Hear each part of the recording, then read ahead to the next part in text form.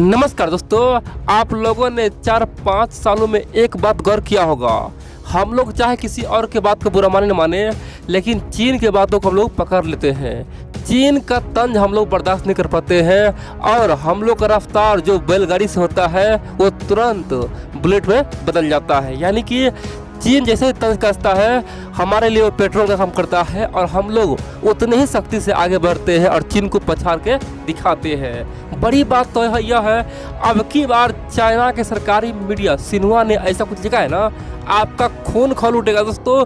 Xinhua ने भारत को openly बोला है कि ये भारत क्या करेगा, ये दुनिया का दूसरा सबसे बड़ा आबादी वाला देश है और टोक्यो ओलंपिक में अपना नाक कान कटा दे। दोस्तों सीधा यही बात कहा है और बड़ी बात तो यह है, भारत पे बहुत बड़ा इल्ज़ाम लगाया है, बता दिया है कि इसमें दम नहीं है, यह महाशक्ति नहीं बन सकता, ये केवल ढोंगी है, दिखावा है और आने वाले समय में दुनिया सच्चाई जान लेगा। दोस्तों चाइना ने तरह तरह की बातें किया है और बड़ी बात तो यह है, हम तो खुश है क्योंकि चीन ने जब भी हमें चैलेंज किया है, जब भी हम पे तंज कसा है, तब हमारे देश का वासी दोस्तों दिन रात एक किया है। अब आप देखेंगे आने वाले समय में कोई भी ओलंपिक होगा, चीन के यही तंज अब काम आने वाला है। अब हम लोग तहलका मचाने वाले हैं। आप लोग पूरा खोल कर हुआ क्या है और चीन ने क्या क्या कहा है। दोस्तों चीन का मैं एक एक पॉइंट बताऊंगा और आप जान के खौल उठेंगे, बोलेंगे चीन पे आप कोई अटैक कर दो या चीन को उसका औकात दिखा। दोस्तों चीन ने बर्दाश्त से फाजिल के बाद कहा है। दूसरी ओर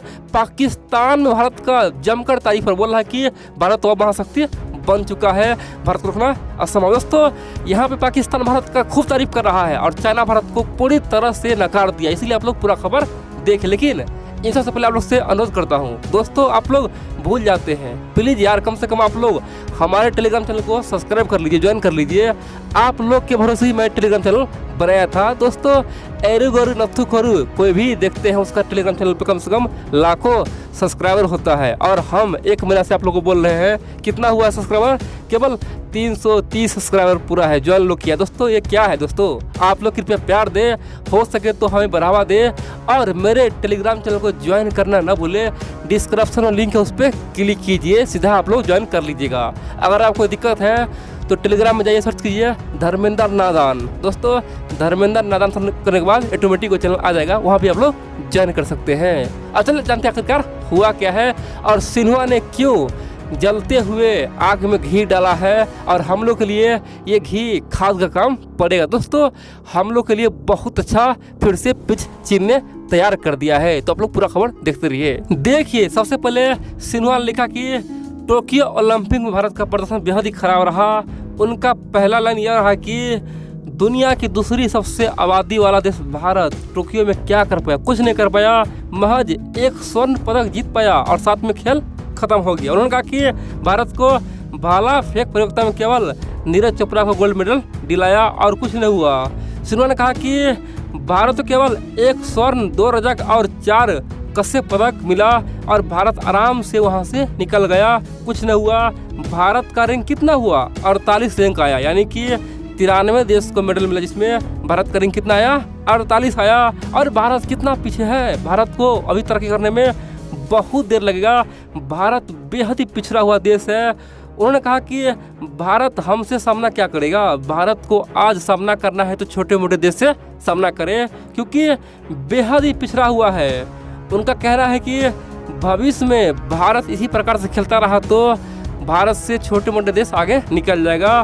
साथ ही उन्होंने कहा कि भारत में अगर एक भी कोई पदक जीत ले, कोई स्वर्ण पदक जीत ले तो वहाँ के लोग बहुत ही खुश होता है, वहाँ पे राजनीति शुरू हो जाता है। हमें हंसी आ रहा है आखिरकार भारत के लोग कैसा है, यानी कि कुछ नहीं कर पाया, केवल 7 मेडल ही मिला और उसमें वो बहुत खुश है। भाई ये क्या हो रहा है। उन्होंने कहा कि कुछ सीखना है तो हमसे सीखे, हमारे लिए तुम कुछ भी नहीं हो और बेहद ही पिछड़ा हुआ हो। अभी हमारे साथ प्रतियोगिता करने में और आधुनिकीकरण करने में बहुत लंबी दूरी तय करनी है। भारत वालों कान खोल के सुन लो। और हमसे युद्ध क्या करोगे? जिस प्रकार से खेल में पिछड़े हुए हो उसी प्रकार से हर सेक्टर में पिछड़े हुए हो। केवल भारत के लोग दिखावा करते हैं। दोस्तों, सिनोन ओपनली कहा कि भारत खोखला है, भारत कुछ नहीं है, केवल दिखावा करता है। जब कभी भी कोई सामना करना होता है वहाँ पे असलियत पता चलता है। और टोक्यो ओलंपिक में देख लो, हम दुनिया का दूसरा देश बने हैं। हम दुनिया में दूसरा नंबर देश है जो सबसे अधिक मेडल जीते हैं। और भारत कितना? 48वां नंबर पे, यानी कि कहाँ आकाश कहाँ पाताल। इसीलिए भारत हर सेक्टर में हमसे पीछे है।